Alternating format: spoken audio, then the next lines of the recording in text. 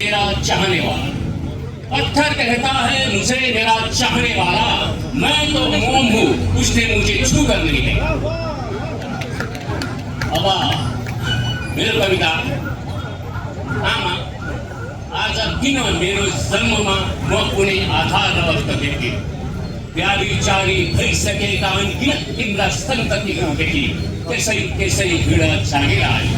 किन आमा केही त बोल, किन तिमी मौन छौ? मौन तिम्रो आधारमा मोनालिसाको झै मन्द मन्द मुस्कान मात्र देख्दछु।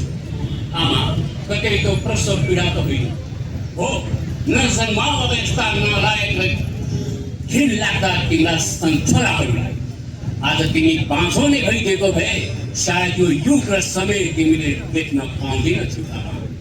आमा आज तिम्रै छोराहरू तिम्रै छातीमा टेकेर काण्ड नृत्य गर्दैछ। जन्म दिनु नै छ भने फेरि किन तिमी बुद्ध महावीर जिसस र कृष्णलाई जन्म दिँदैनौ?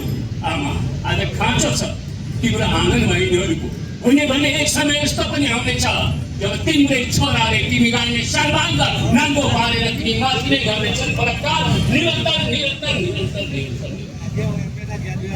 अब एउटा सानो सुनाउनु फुटेको होइन अर्को दिन पाइन्छ, फुटेको होइन अर्को दिन पाइन्छ, टुटेको दिल जोड्ने कहाँ, छुटिएको मित्र फेरि भेटिएला तर लुटिएको प्रीत खोज्ने कहाँ।